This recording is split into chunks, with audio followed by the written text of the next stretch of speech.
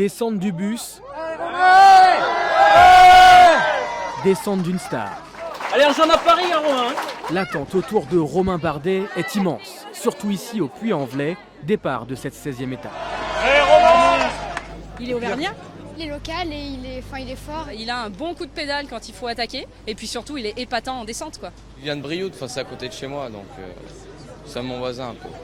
Dans cette région, il y a 17 ans, les premiers coups de pédale d'un gamin qu'on voyait déjà aller loin. Quand il était tout jeune, on l'a vu arriver, c'était déjà un gagneur. 10 ans, 12 ans, déjà il n'aimait pas perdre. C'est un garçon très calme quand il nous parle et très virulent quand il est sur le vélo. Un garçon à la sérénité contagieuse, paraît-il, qui ne s'est pas exprimé aujourd'hui, mais hier en conférence de presse, sur ses chances de victoire finale. Tout est très serré, mais j'ai ma chance autant que les autres.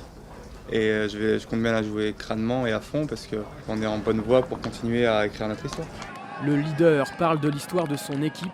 On pense, nous, à l'histoire de France. Aucune victoire tricolore depuis Bernard Hinault il y a 32 ans. C'est tout le pays qui attend son successeur.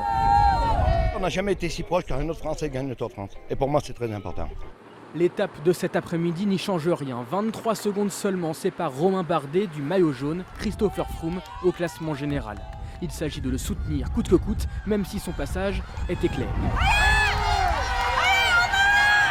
Je suis depuis le début à la télé et le voir en direct, ça a toujours